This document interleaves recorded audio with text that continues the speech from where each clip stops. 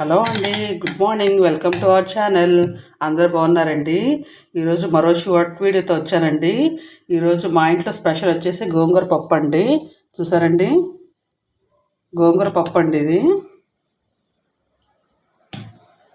దీని కాంబినేషన్గా కాకరకాయ ఫ్రై అండి.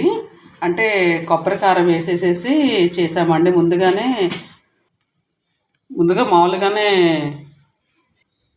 మామూలుగా కాకరకాయని చెక్కేసేసి రౌండ్స్గా కట్ చేసుకొని పక్కన పెట్టుకొని దాంట్లోనే ఎండుమిరపకాయలు, ఎండు కొబ్బరి, కొంచెం ధనియాలు, వెల్లుల్లిపాయి, కొంచెం ఉప్పు అండి వేసుకొని అది మసాలా చేసేసుకొని పక్కన పెట్టేసేసి మామూలుగా ఆయిల్ పోసుకొని వేపేసేసుకొని దించబోయే ముందు కొంచెం కారం కాదండి, కొబ్బరి కారము లైట్గా వేయించే ముందు పసుపు వేసేసుకొని దించేసేసుకుంటే చాలా బాగుంటుందండి, యమ్మీగా.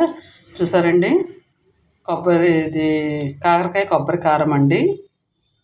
టేస్ట్ కూడా చాలా బాగుంటుందండి. చూసారండి, ఇదిగోండి పైకి చూపిస్తున్నాను.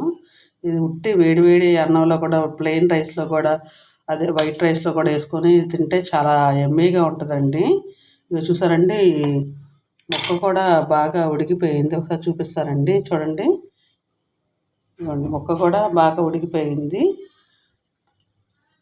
టేస్ట్ చేశారండి, చాలా బాగుందండి, చాలా టేస్ట్గా ఉందండి.